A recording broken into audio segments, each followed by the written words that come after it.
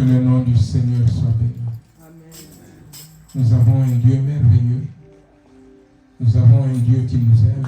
Nous avons un Dieu saint. Lui, il a démontré son amour à notre endroit. C'est une parole qui me dépasse toujours. Bien-aimé, tellement elle est merveilleuse. Le Dieu créateur, le Dieu tout-puissant. C'est lui qui n'a de compte à rendre à personne. Mais ce Dieu-là a voulu prouver son amour pour nous. Il n'était pas obligé, il est Dieu. Mais savoir qu'il nous aime de toute éternité, qu'il a démontré cela, me remplit de joie. Que cela remplisse chacun de nous de joie ce matin. Dieu est bon. Alléluia. Amen. Dieu est bon. Il y a même ce chant qui monte dans mon cœur. Dieu est bon en tout temps. Il a mis ce chant de louange en moi. Dieu est bon en tout temps. À travers la nuit, la lumière jaillit. Dieu est bon. Dieu est bon en tout temps. Alléluia. Amen. Même quand il fait nuit, dans les ténèbres, la lumière jaillit. La présence de Dieu. La bonté de Dieu pour toi. La bonté de Dieu pour nous. Rien que pour cela, bien-aimé, je vais nous demander d'applaudir ce roi. Alléluia, alléluia, alléluia, alléluia. Ce roi merveilleux, ce roi merveilleux, il est digne de louange. Il est digne d'être célébré. Son nom est glorieux, son nom est glorieux. Vous voyez, ça continue de monter dans mon cœur pour chanter, mais on va chanter à la fin. La semaine dernière, nous avons parlé, bien-aimés, c'était lors de la rentrée de l'Église. Nous avons parlé du regard que chacun de nous doit poser sur l'Église. Nous avons proclamé beaucoup de vérités. Nous avons dit, entre autres, que l'Église est de Dieu. C'est lui, bien-aimé, qui est à la base, qui a créé son Église. L'Église, ce n'est pas une invention de l'homme. C'est Dieu qui a voulu l'Église. L'Église est de Dieu. Alléluia. Et nous avons dit que nous tous, nous devons aimer l'œuvre de Dieu. Nous devons aimer l'Église. Nous devons regarder l'Église comme Jésus la voit. Parce que cette Église, la Bible nous dit, c'est son épouse. C'est sa famille. C'est son peuple. C'est son corps. Vous voyez, pour toutes ces raisons, Jésus aime l'Église. Il porte un regard d'amour sur l'Église. Un regard de compassion sur son Église. Jésus aime l'Église. C'est son Église. Et nous, bien-aimés, nous devons, comme lui, aimer l'Église. Parce que nous sommes le corps de Jésus. Nous sommes l'Église. Alléluia. Amen. Aujourd'hui, le thème que le Saint-Esprit nous donne, c'est celui-ci. C'est quoi une vie normale d'église? C'est quoi une vie normale? Parce que nous aimons l'église, parce que nous faisons partie de l'église, parce que l'église, c'est l'église de Dieu. Bien-aimés, nous devons savoir c'est qu'une vie normale, pour que nous puissions accorder notre vie à ce que le Seigneur attend. Parce que nous faisons partie de l'église. Alléluia. Donc nous allons parler de cela, c'est quoi une vie normale d'église. Avant, je voudrais qu'on prenne prenne deux textes. Matthieu 16, le 18. On va se mettre donc debout. On prendra deux textes. Après Matthieu, on prendra Éphésiens au premier chapitre.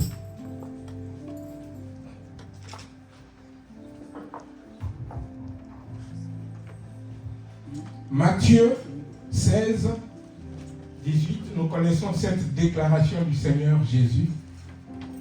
Alléluia.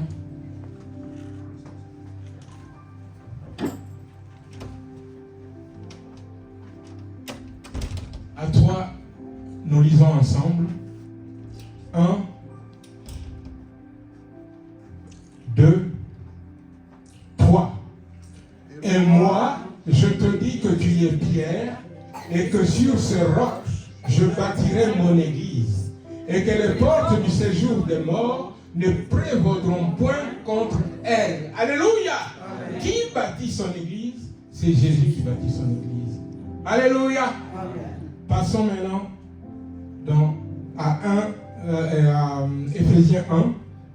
Éphésiens 1, nous lirons du 3 au 14.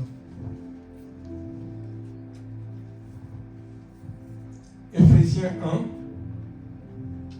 nous lirons du 3 au 14. 1, 2, 3. Béni soit le Dieu et Père de notre Seigneur Jésus-Christ, qui nous a bénis de toute bénédiction spirituelle dans les lieux célestes en Christ. En lui, Dieu nous a élus avant la fondation du monde pour que nous soyons saints et irréprochables devant lui. Il nous a prédestinés dans son amour à être ses enfants d'adoption par Jésus-Christ, selon le bon plaisir de sa volonté, pour célébrer la gloire de sa grâce dont il nous a favorisés dans le bien-aimé. En lui, nous avons la rédemption par son sang, le pardon des péchés selon la richesse de sa grâce, que Dieu a répandu abondamment sur nous par toute espèce de sagesse et d'intelligence. Il nous a fait connaître le mystère de sa volonté, selon le bienveillant dessein qu'il avait formé en lui-même, pour le mettre à exécution lorsque le temps serait accompli, de réunir toutes choses en Christ, celles qui sont dans les cieux et celles qui sont sur la terre. En lui, nous sommes aussi devenus héritiers, ayant été prédestinés suivant le plan de celui qui opère toutes choses d'après le conseil de sa volonté, afin que nous servions à célébrer sa gloire, nous qui d'avance avons espéré en Christ. En lui, vous aussi, après avoir entendu la parole de la vérité, l'évangile de votre salut, en lui vous avez cru et vous avez été scellés du Saint-Esprit qui avait été promis, lequel est un gage de notre héritage pour la rédemption de ce que Dieu s'est acquis pour célébrer sa gloire. Amen. Alléluia. On peut reprendre place, bien-aimés. Alléluia, alléluia. Vous voyez, Dieu est bon. Dieu est bon. Parce que nous sommes le choix de Dieu. Amen. Dieu est bon. Parce que sa bénédiction est sur nous. Nous sommes bénis de toutes sortes de bénédictions spirituelles dans les lieux célestes. Alléluia. Dieu est bon. Parce que nous sommes ses enfants d'adoption. Dieu est bon. Il nous a attirés à lui. Il s'est formé une famille, un peuple. Ce peuple-là, c'est l'Église. Alléluia. Donc, on a dit, donc on va parler de la vie normale de l'Église. Cette vie normale, pour que toi et moi, nous puissions nous conduire selon ce que le Seigneur attend de nous. Amen. Amen. Mais, avant de voir la vie normale d'Église que nous devons avoir, j'aimerais qu'on s'arrête sur un point, de savoir pourquoi Dieu a-t-il voulu l'Église. Nous avons dit que l'Église était de Dieu. Mais pourquoi est-ce que Dieu a voulu l'Église? Alléluia. Vous savez, quand on prend l'origine du mot même Église, quand on prend le grec, en grec, l'Église c'est ecclésia. Un peu comme dans les langues africaines, on reprend souvent l'Église, on dit, en Chiluba, on dit même ecclésia, c'est ça. Voilà. En lingala, comment on dit? Ecclésia. Oui, ecclésia aussi. Lingomba. Lingomba, oui. Lingomba pour dire rassemblement, exact, oui. Je vois qui, donc il n'y a pas, maman Mélanie n'est pas là. Ah, voilà. En ivoirien, comment on dit? Non, toi, tu parles en Côte d'Ivoire, il y en a beaucoup. Est-ce que tu parles? Non, vous voyez les enfants grandissent ici. Ils connaissent. Ah non, mais Dieu. Les anciens sont là. Dites-moi comment est-ce qu'on appelle église en ivoirien. Déjà, ivoirien, ça fait plusieurs langues. Dans mon ethnie, c'est un peu différent. On appelle Tchodi. Tchodi. Ok. Et dans ton ethnie? Lago. Dans ton ethnie? Lago aussi. Ok. Alléluia. Amen. Voilà. Que Dieu soit béni. Amen. Le mot église, ecclésia, veut dire un rassemblement des gens qui sont appelés hors du monde. Entendez par là hors de l'esprit du monde. L'esprit du monde rejette Dieu. Dieu s'est formé un peuple, il l'a appelé hors de ce monde. Voilà pourquoi les chrétiens ne réfléchissent pas comme les gens du monde. Dans ce monde, on veut écarter Dieu de tout. Vous voulez que je donne quelques exemples? Les gens du monde, pour se marier, n'ont pas besoin de Dieu. Nous avons besoin de Dieu. Les gens du monde, pour faire leur choix, de quel que soit le choix, ils n'ont pas besoin de Dieu. Nous, on veut écouter Dieu. Les gens du monde glorifient beaucoup de choses. Nous, on glorifie Dieu. Alléluia. Les gens du monde adorent. Quand vous écoutez la télévision, j'adore ceci. J'adore mon chien. J'adore tel musicien. Mais l'église, à l'église, on adore que Dieu. Alléluia. Donc vous voyez, l'église, c'est ce rassemblement d'un peuple mis à part par Dieu pour sa gloire, pour célébrer sa gloire. Parce que, bien aimé, comme je l'ai dit, les gens du monde rejettent Dieu. J'avais donné une liste mais je vais bouleverser un peu votre liste. Regarde, allons dans Romains. Romains chapitre 1er, à partir du 18. Romains chapitre 1er, à partir du 18. Donc vous voyez, vous n'avez pas à suivre la liste. Romains chapitre 1er, à partir du verset 18. Qu'est-ce qu'il est dit?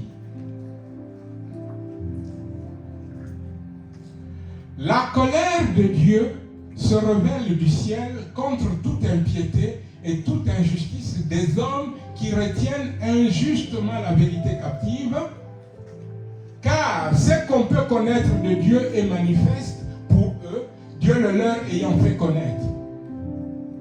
En effet, les perfections invisibles de Dieu, sa puissance éternelle et sa divinité, se voient comme à l'œil nu depuis la création du monde quand on les considère dans ses ouvrages.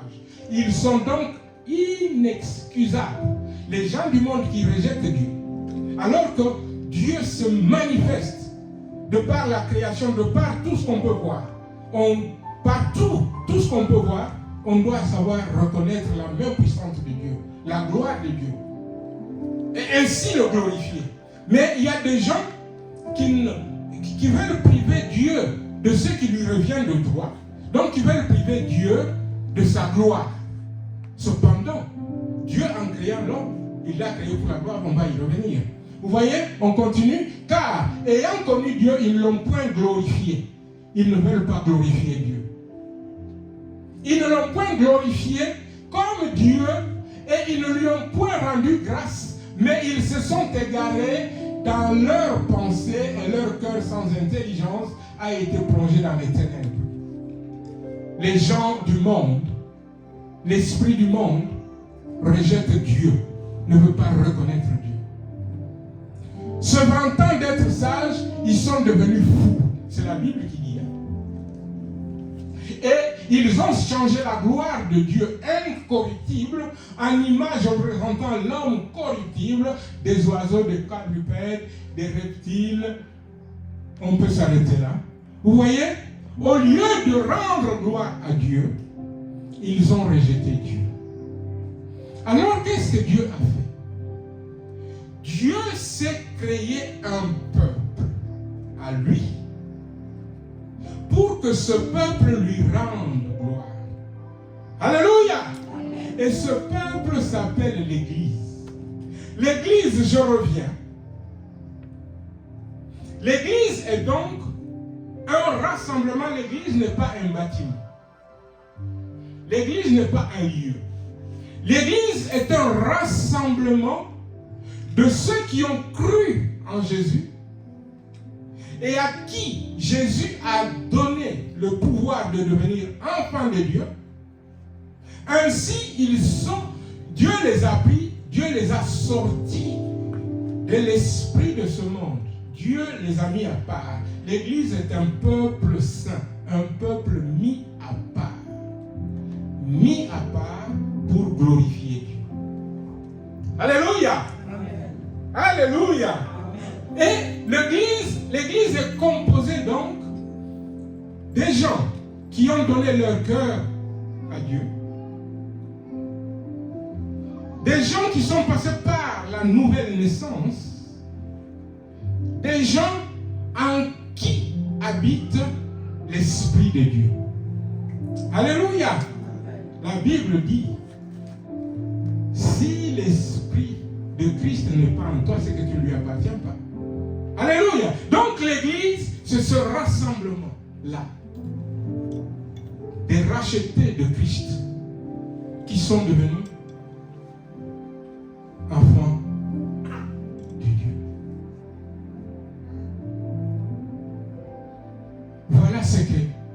Voilà pourquoi Dieu, bien-aimé, premièrement, a racheté et a voulu l'Église se faire un peuple qui lui appartient pour sa gloire. Alléluia. Regardons un peu Ésaïe 43, le 21. Qu'est-ce qu'il dit?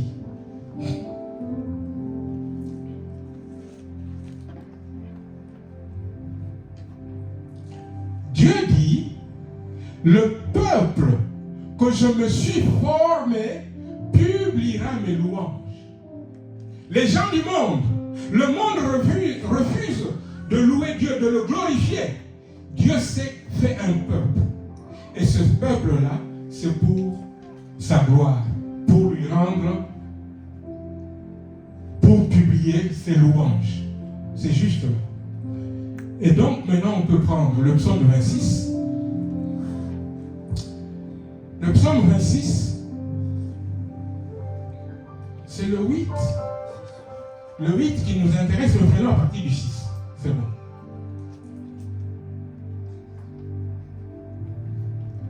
C'est tout un culte. Le psalmiste dit, Je lave mes mains dans l'innocence et je vais autour de ton autel pour te glorifier. Je vais autour de l'autel de Dieu. Il dit, pour éclater en action de grâce et raconter toutes tes merveilles. Donc pour te louer, pour t'adorer. Et puis, il dit, Éternel, j'aime le séjour de ta maison, le lieu où ta gloire habite. L'église, Dieu l'a voulu parce que c'est le lieu où sa gloire habite. C'est le lieu où on le glorifie. Je remercie le Seigneur pour nos bien-aimés qui nous ont conduits dans les champs. Tous les chants qu'ils ont pris, c'est comme si je leur avais dit, prenez tel chant. Tout a parlé de la gloire de Dieu. Et même, Kétia a dit une chose, que Dieu, c'est ce qu'on trouve au psaume 22, 4, que Dieu habite au milieu des louanges de son peuple.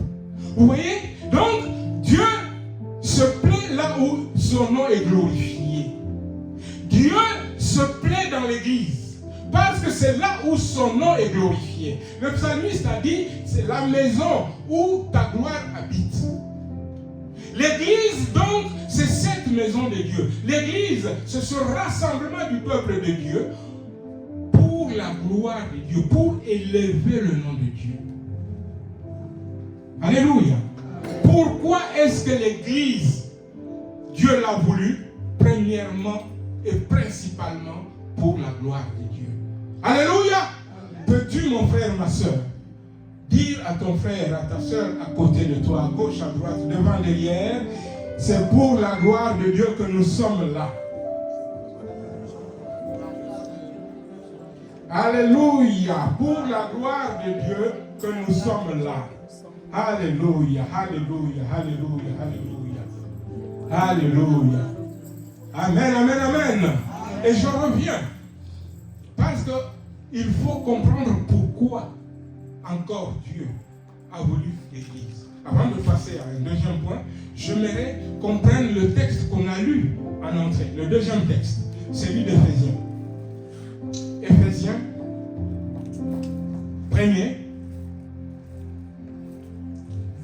Mais on va lire de 3 à 6, et puis on va sauter, on va aller au 10, du 10 au 14. 3 à 6, je lis, béni soit le Dieu et Père de notre Seigneur Jésus-Christ, qui nous a bénis de toute bénédiction spirituelle dans les lieux célestes en Christ. En lui, Dieu nous a élus avant la fondation du monde pour que nous soyons saints, c'est-à-dire mis à part, et irréprochables devant lui. Il nous a prédestinés dans son amour à être ses enfants, sa famille. Alléluia. Amen. L'église, c'est la famille de Dieu, comme on a dit. Selon le bon plaisir de sa volonté. Et le 6, pour quelle raison? Pour célébrer la gloire de sa grâce dont il nous a favorisés dans le bien-aimé. Tu es là pour la gloire de Dieu. L'église est là pour la gloire de Dieu. On va au 10, pour le mettre à ça c'est le plan de Dieu, pour le mettre à exécution lorsque le temps serait accompli de réunir toutes choses en Christ, celles qui sont dans les cieux et celles qui sont sur la terre. En lui, voilà, c'est surtout là, en lui nous sommes aussi devenus héritiers. Parce que nous sommes la famille de Dieu, parce que nous sommes ses enfants, nous sommes devenus ses héritiers. Alléluia. La Bible nous dit même co-héritiers avec Christ. Nous sommes devenus ses héritiers, ayant été prédestinés suivant le plan de celui qui opère toutes choses d'après le conseil de sa volonté, afin que nous servions à quoi? À célébrer sa gloire. Alléluia. Le but de l'église, c'est célébrer la gloire de Dieu. Alléluia. Nous sommes là pour célébrer sa gloire de Dieu. Ce Dieu merveilleux qui ne partage pas sa gloire avec l'homme. Nous sommes là pour le célébrer. Nous ne sommes pas là pour célébrer la gloire d'un homme, la gloire d'une institution. la gloire d'un pays, la gloire... Non, la gloire de Dieu. Alléluia.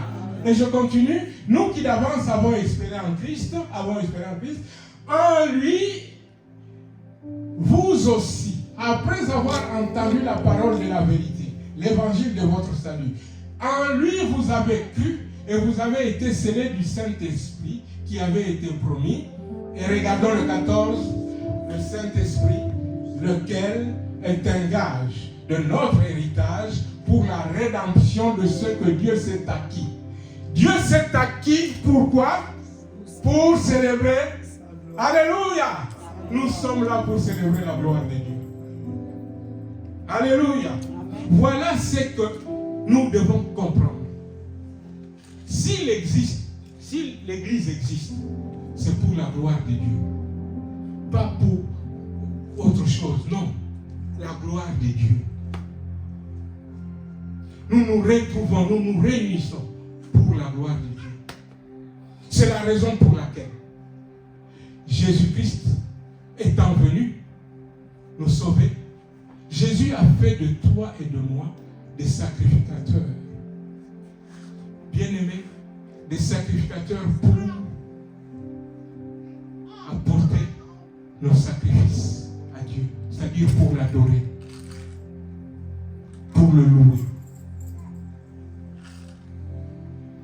Alléluia. Amen. Nous sommes là pour louer ce Dieu merveilleux. Nous sommes là pour l'adorer. Juste 1 Pierre 2, 5, parce que nous le connaissons bien. Tu me prends le 4 et le 5, pardon. 4 et puis 5, parce que j'aime bien commencer toujours au 4. Approchez-vous de lui, pierre vivante. Jésus est la pierre vivante. Approchez-vous de lui, pierre vivante, qui a été rejetée par les hommes, mais choisie et précieuse devant Dieu. Le 5, et vous-même, comme des pierres vivantes, édifiez-vous pour former une maison spirituelle. L'Église, la famille de Dieu. Nous sommes une maison spirituelle. Un saint sacerdoce, dans le but d'offrir à Dieu des victimes spirituelles agréables en Jésus-Christ. Alléluia. Amen. Le but de l'Église, mon frère, ma soeur, c'est pour la gloire de Dieu. Alléluia. Amen. Le but de l'Église, c'est pour la gloire de Dieu. Le deuxième point, toujours lié à la gloire de Dieu, c'est que Dieu a voulu se former. Passe-moi là au 9. Dieu a voulu se former l'Église pour avoir pour lui un peuple, ce peuple qui va annoncer les vertus de ce qu'il est. Nous sommes là pour, je vais le lire, nous sommes là pour annoncer la bonté de Dieu. Nous sommes là pour annoncer la grâce de Dieu. Nous sommes là pour annoncer la fidélité de Dieu. Nous sommes là pour annoncer la justice de Dieu. Nous sommes là pour annoncer l'amour de Dieu. Voilà le deuxième point. Il est dit, je lis la parole de Dieu. Vous, au contraire, donc l'Église, écoutez bien, l'Église, vous êtes une race élue. Vous êtes un sacerdoce royal. Vous êtes une nation sainte. Vous êtes un peuple acquis. C'est cela l'Église. Afin, donc dans le but d'annoncer, afin que vous annonciez les vertus de celui qui vous a appelé des ténèbres à son admirable lumière. Alléluia. Amen. Dieu nous a rachetés pour que nous puissions dire au monde entier les vertus de Dieu, pour qu'ils viennent à Dieu. Venez à Dieu parce qu'il est amour, il vous aime. Venez à Dieu parce que c'est lui votre sauveur en Jésus-Christ. Venez à Dieu. Nous sommes là pour dire cela au monde. Alléluia. Donc, c'est la raison aussi pour laquelle Dieu a voulu son Église. Donc, l'Église, parce que nous sommes là pour attirer les autres, l'Église, nous sommes la lumière du monde. Dieu a voulu, parce que le monde est plongé dans les ténèbres, Dieu a voulu se faire un peuple pour que ce peuple soit la lumière, que tous voient cette lumière et que tous viennent à la lumière. Alléluia! Regardons Matthieu, nous connaissons ce texte. Regardons Matthieu au chapitre 5 à partir du verset 14. Matthieu 5 à partir du verset 14. Alléluia. Alléluia, alléluia, alléluia. Vous êtes la lumière du monde. L'Église est la lumière du monde. Une ville située sur une montagne ne peut être cachée. Et on n'allume pas une lampe pour la mettre sous le boisseau, mais on la met sur le chandelier et elle éclaire tous ceux qui sont dans la maison. Que votre lumière luise ainsi devant les hommes, afin qu'ils voient vos bonnes œuvres et qu'ils fassent quoi? Qu'ils glorifient le Père qui est dans les cieux. Donc, le but pour lequel Dieu a voulu que nous soyons la lumière, c'est encore et toujours pour sa gloire. Alléluia! Nous sommes là pour la gloire de Dieu. Tu es là, mon frère, pour la gloire de Dieu. Tu es là, ma soeur, pour la gloire de Dieu. Dieu t'a racheté pour cela, pour sa gloire. Parce que tu es à lui, tu lui appartiens. Alléluia. Et voyons un dernier point. La liste n'est pas exhaustive. J'ai pris juste 3 points pour ne pas en prendre plusieurs. Mais ces points sont vraiment très importants. On a vu, c'est que la raison pour laquelle, ou les raisons pour lesquelles Dieu veut l'Église. Dieu a voulu l'Église. Tout pour sa gloire. Il a fait de nous des sacrificateurs pour sa gloire. L'Église, c'est la communauté des sacrificateurs pour sa gloire. Nous sommes la lumière pour la gloire de Dieu. Un peuple mis à part pour la gloire de Dieu. Nous sommes la lumière du monde. Et maintenant, regardons le 3e point. Dieu a voulu se faire une famille. Vous savez, Dieu n'aime pas la solitude.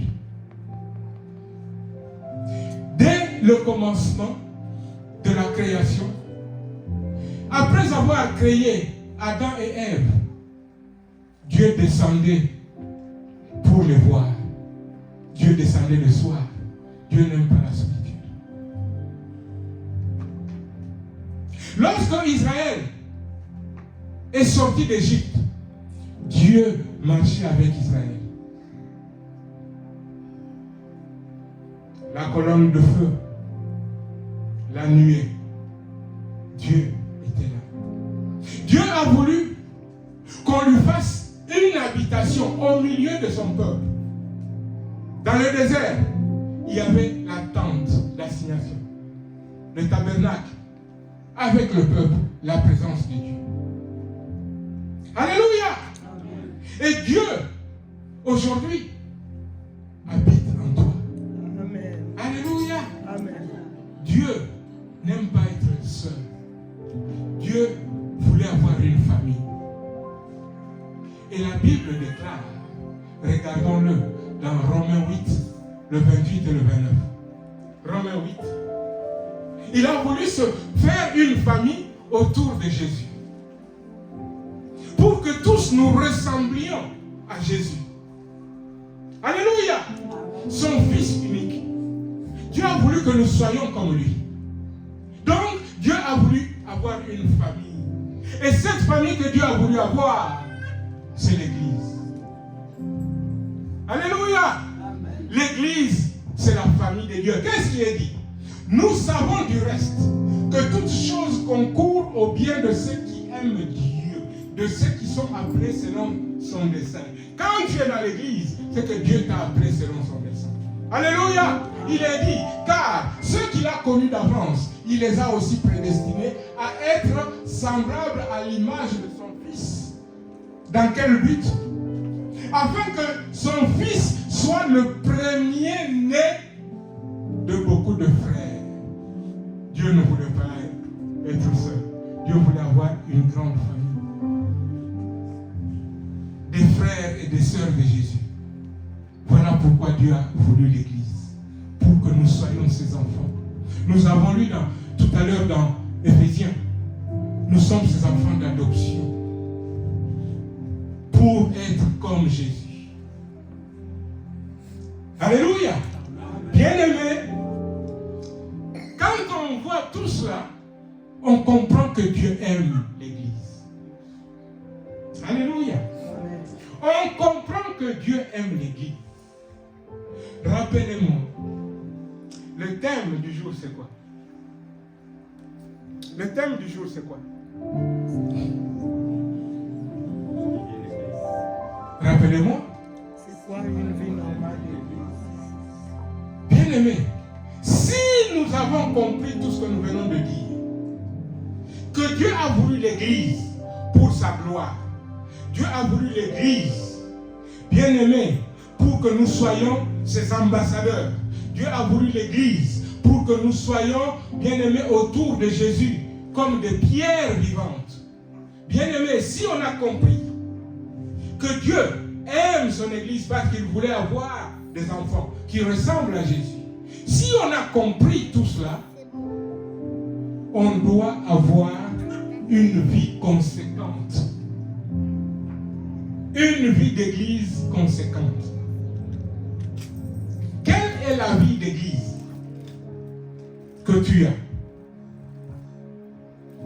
Si je le dis, comme toujours, ce n'est pas pour indexer, ce n'est pas pour accuser, mais c'est pour attirer, pour que chacun de nous se dise, parce que Dieu m'a voulu pour sa gloire, pour que je sois son ambassadeur, parce que Dieu m'a voulu pour que je sois son enfant, il m'a placé dans son église, sa famille, son corps.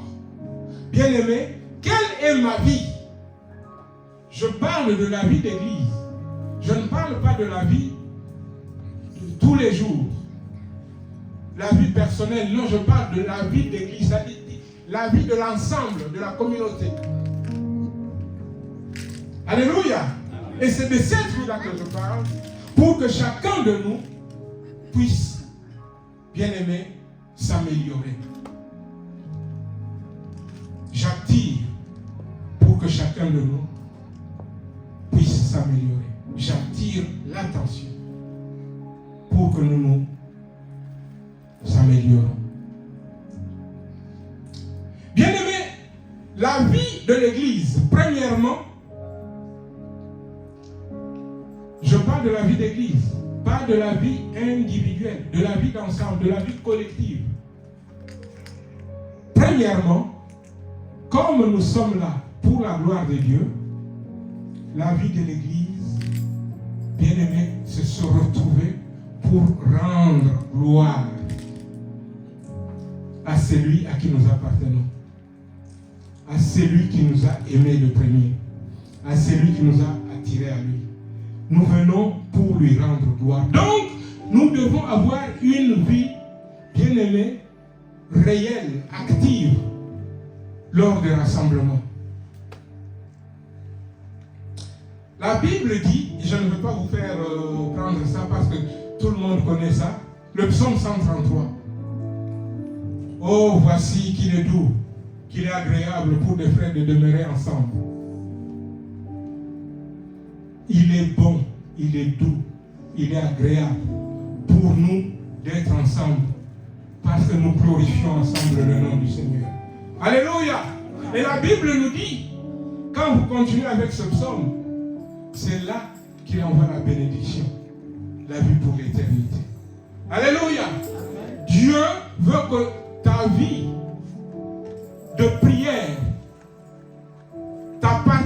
attention à la prière collective. Encore une fois, je ne parle pas de ta prière seule dans ta chambre chez toi. Non. C'est bien. Tu dois avoir cela, cette prière-là, cette vie-là. Mais je parle de la vie de l'Église. En tant qu'Église, nous devons nous retrouver pour prier. Alléluia. En tant qu'Église.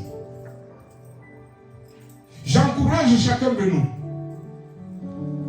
à participer aux réunions de prière. L'église, notre église locale, tous les matins se réunit, du lundi au vendredi, pour ce que nous appelons la dévotion matinale ou la prière du matin, de 6h à 7h. Il faut qu'on participe, parce que même si on est chacun dans sa chambre, chacun au travail, tout ça, mais c'est une prière d'église. Il nous faut participer à la vie d'église. Nous sommes un peuple. Nous ne sommes pas des individus isolés. La vie d'église, c'est une vie d'ensemble. Alléluia! Je nous invite à prendre l'habitude de participer aux prières du matin. Si ce n'est pas possible parce qu'on est au travail ou on comprend. Mais si c'est possible, il faut participer parce que nous sommes un peuple de Dieu pour cela, pour sa gloire. Et donc la gloire collective, c'est nous retrouver pour élever ensemble son nom. Alléluia! Nous retrouver pour prier ensemble. La prière de vendredi, ça se passe ici dans ce lieu, à partir de 18h30. Venez participer. Venez combattre dans la prière. Venez, bien-aimés, intercéder pour les besoins de l'Église. L'Église doit avoir cette vie-là. Une vie de prière. Prière collective. Voilà le début d'une vie normale d'Église. Une vie de prière. Que chacun de nous participe à cela. De façon réelle, de façon active. Alléluia! Amen. J'encourage chacun. Le deuxième point, la vie normale d'une église.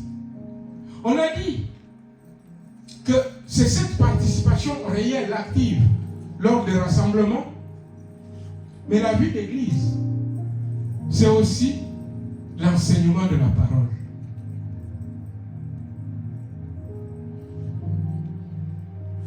Jésus a dit, faites des disciples. Enseignez-leur tout ce que je vous ai prescrit. Faire des disciples. Des disciples, en d'autres mots, ça veut dire des étudiants ou des élèves.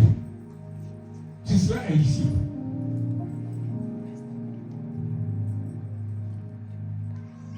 Pour cela, Jésus donne des ministères. Pour que chacun, pour que ce ministère nous enseigne.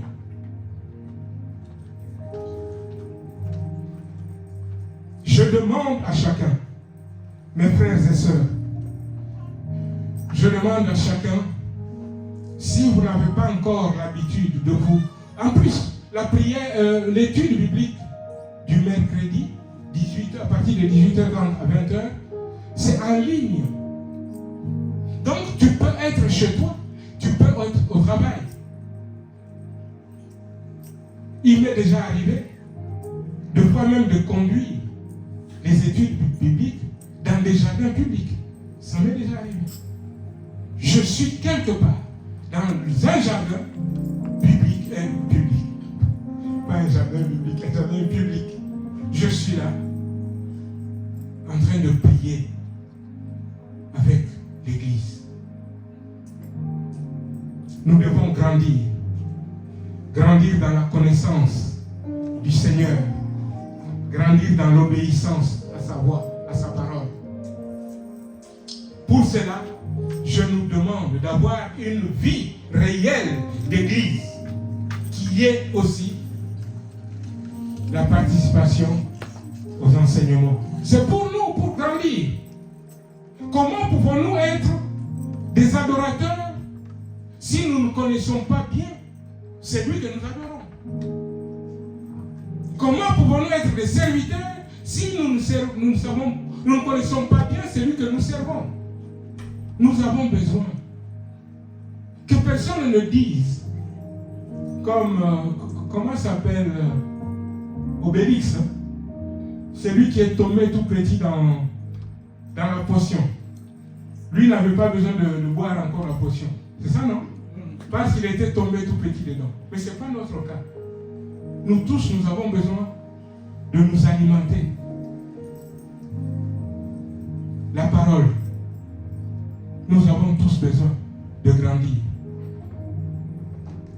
Les questions que nous avons, nous les posons et nous en discutons autour de la parole. Et comme ça, chacun de nous grandit. Alléluia! Un disciple doit grandir pour devenir comme son maître. La vie d'église. On a vu une vie de prière, de participation aux réunions, aux assemblées, pour louer le Seigneur. On a vu une vie d'enseignement. Le troisième point, la vie d'église, c'est une vie de communion fraternelle. On n'est pas église quand on est seul dans son coin. On n'est pas église. Jésus a pu dire, là où 2 ou 3 sont réunis. Jésus n'a pas dit, là où tu es réuni seul chez toi. Non. Oui, tu dois avoir une vie personnelle de prière. Prier seul. Prier en famille. Lire seul la parole de Dieu. Oui. Tout cela, nous l'encourageons. Il le faut. C'est la vie de disciple. Mais ici, nous parlons de la vie collective. Une vie normale d'église. Nous parlons de la vie de l'église. Pouvons-nous regarder dans Jean au chapitre 13, le 34 et le 35. Si quelqu'un peut lire. Jean 13, 34, 35.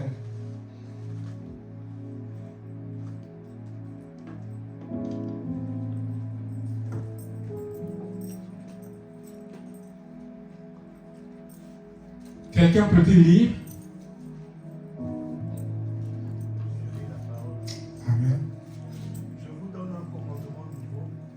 Aimez-vous les uns les autres comme je vous ai aimé. Vous aussi, aimez-vous les uns les autres. À ceci, tous connaîtront que vous êtes mes disciples si vous avez de l'amour les uns pour les autres. Amen. Je vais reprendre. Comme on n'a pas donné le micro, je vais reprendre. S'il y a un micro, quand je dis que quelqu'un dise, il faut qu'on le donne. Il est dit, je vous donne un commandement nouveau. C'est Jésus qui parle. Jésus dit, aimez-vous les uns les autres, comme je vous ai aimé, vous aussi aimez-vous les uns les autres. À ceci, à l'amour que vous avez entre vous. Tous connaîtront que vous êtes mes disciples. Le monde saura à qui nous appartenons par l'amour que nous avons les uns les autres. Alléluia. La vie d'église, c'est une vie de communion fraternelle. Et la vie d'église, c'est réellement une école pour nous aimer, pour nous apprendre à nous aimer les uns les autres. Si je suis seul chez moi, je suis mon culte par YouTube. Je suis seul. Je mange seul. Je ne parle à personne. Bien-aimé, comment pourrais-je grandir dans l'amour? La vie d'église, une vie d'ensemble, c'est vraiment une école pour apprendre l'amour, pour apprendre le pardon.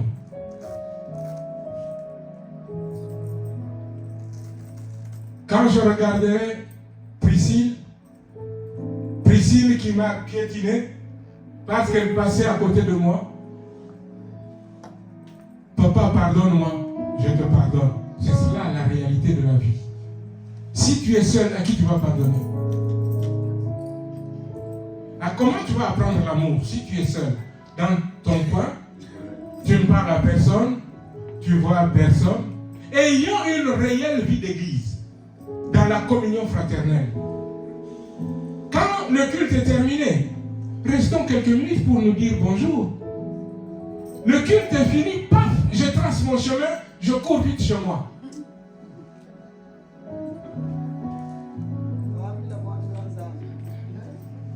Comment est-ce que je saurais même que maman, ma vie a un problème? Maman, ma vie peut venir là, au milieu de nous, dans l'église. Elle a un problème. Elle sort là, elle est en train de pleurer, personne ne le sait. Parce que personne n'a de communion avec elle, ou elle n'a de communion avec personne. Comment saurais-je que je peux aller prier avec ma soeur, avec mon frère? Mon frère peut être là en train de pleurer. Nous avons besoin d'avoir une réelle communion fraternelle. C'est la vie normale d'église. Alléluia. C'est la vie normale d'église. Je dois m'intéresser à la vie de mon frère. Je dois m'intéresser à la vie de ma soeur. Je dois lui demander comment vont les enfants.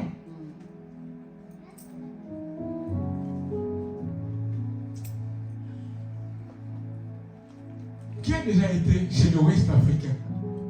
Quand il se salue en Wolof là, comment tu vas? Comment va la femme? Comment va la... Si tu as 10 enfants, il va citer les 10 enfants. Si tu as même des chèvres, il va te demander comment vont tes chèvres. Comment? Bien aimé, qu'on s'intéresse à la vie des uns et des autres.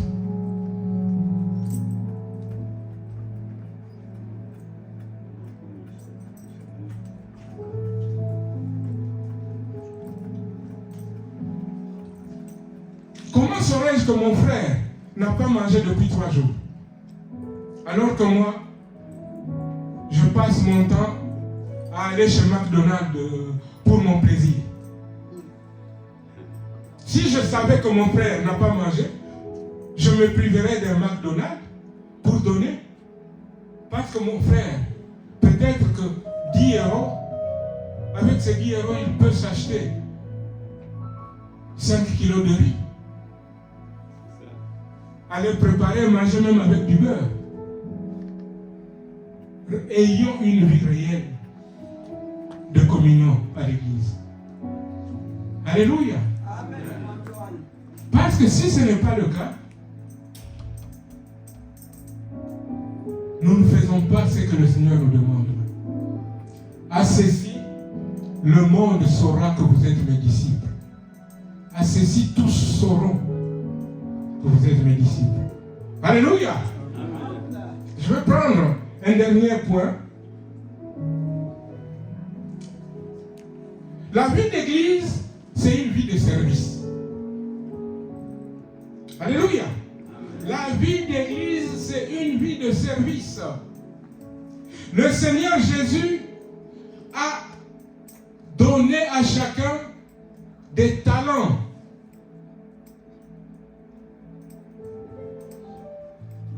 Ce que nous avons reçu, ce n'est pas à garder égoïstement. C'est pour le mettre à la disposition de l'Église. Alléluia. Amen. Pour le mettre à la disposition de l'Église. Regardons. 1 Pierre 4, 10 et 11. Si quelqu'un peut lire. 1 Pierre 4, 10 et 11.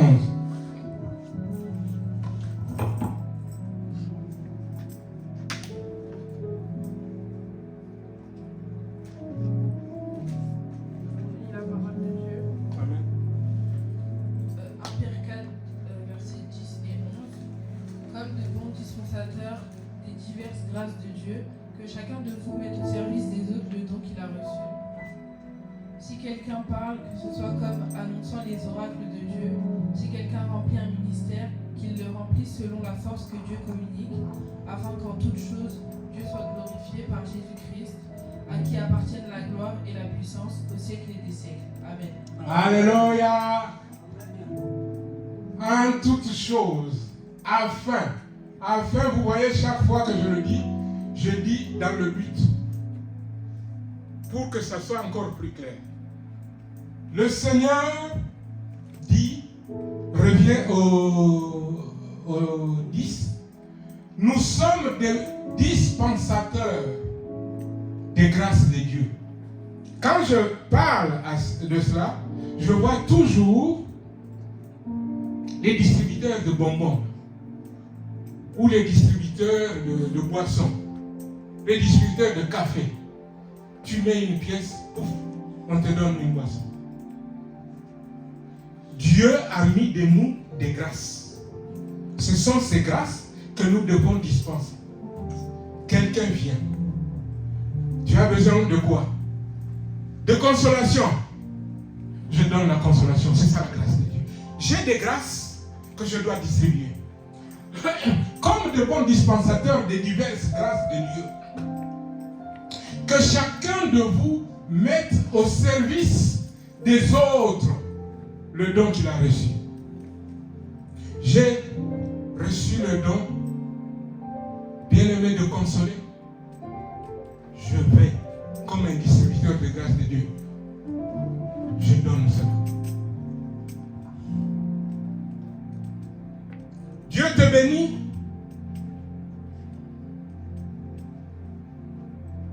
Avec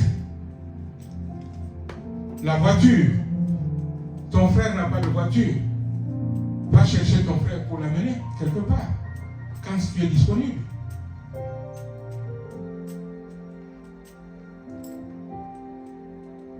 Alléluia. C'est comme ça. Nous devons dispenser les grâces de Dieu. Nous ne méritons rien.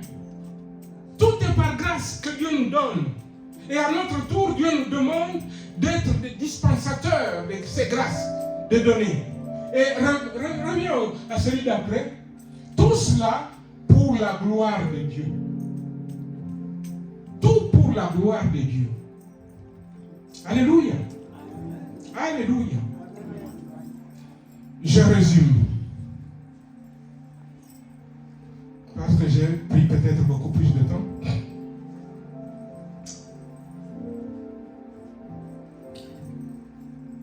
L'Église, Dieu l'aime beaucoup. Il s'est formé un peuple parce que ce monde lui refuse la gloire qui lui revient. Dieu s'est formé un peuple, c'est toi et moi, c'est l'Église. Dieu dit, le peuple que je me suis formé publiera mes louanges. Dieu a voulu l'Église pour sa gloire, pour que nous soyons des témoins, pour attirer les autres à lui. Dieu a voulu l'Église pour se former une famille.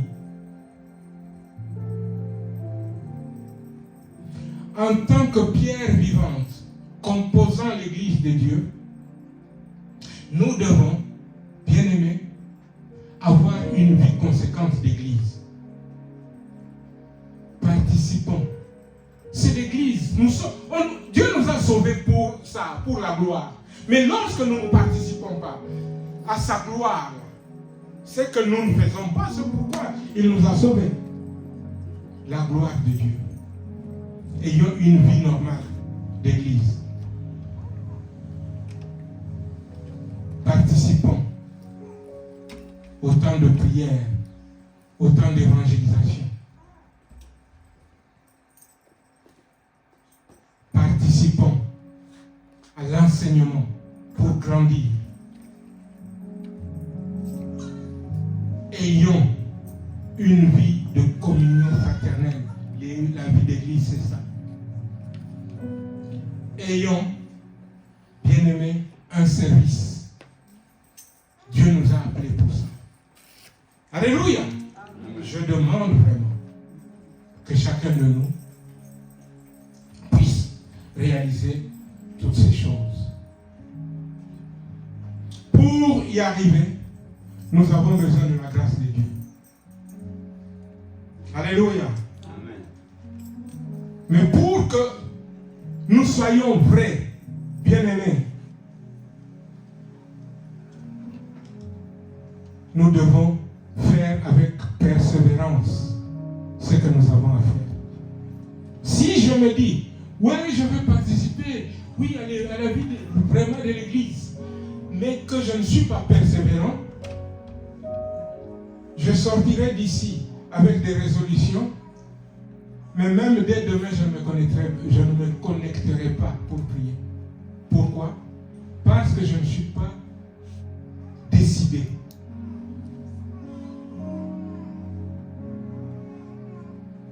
Persévérance, la persévérance. Persévérons. Comme les premiers disciples, la Bible nous le montre. La Bible déclare, on termine par là, mais le Acte 42, Acte 2, 42. Acte 2, 42. On lira le 42 et le 43. Acte 2, 42, 43. Les premiers disciples, c'est-à-dire l'église primitive. L'église, au commencement, ils persévéraient dans l'enseignement des apôtres. Ils persévéraient dans la communion fraternelle. Ils persévéraient dans la fraction du pain et dans les prières. Je relis, parce que là j'ai d'abord plus commenté. Ils persévéraient dans l'enseignement des apôtres, dans la communion fraternelle, dans la fraction du pain et dans les prières. Et après, la crainte s'emparait de chacun, l'amour véritable de Dieu. Et il se faisait beaucoup de prodiges et de miracles par les apôtres. Une église qui a vraiment une vie normale d'église, c'est-à-dire les chrétiens et les chrétiennes qui ont vraiment une vie d'église normale, on verra des prodiges. Parce que Dieu siège au milieu des louanges de son peuple. Parce que Dieu est là. Je nous demande, bien-aimés, d'avoir cette vie-là. Pouvons-nous nous mettre debout? Que chacun de nous prenne un temps pour prier. C'est encore un temps comme un temps de consécration. Pour que tu dises à ton Dieu, Seigneur, me voici. Seigneur, je veux avoir une vie normale d'église. Parce que c'est ce que tu me demandes ce matin. Nous allons donc prier. Élevons nos voix. Élevons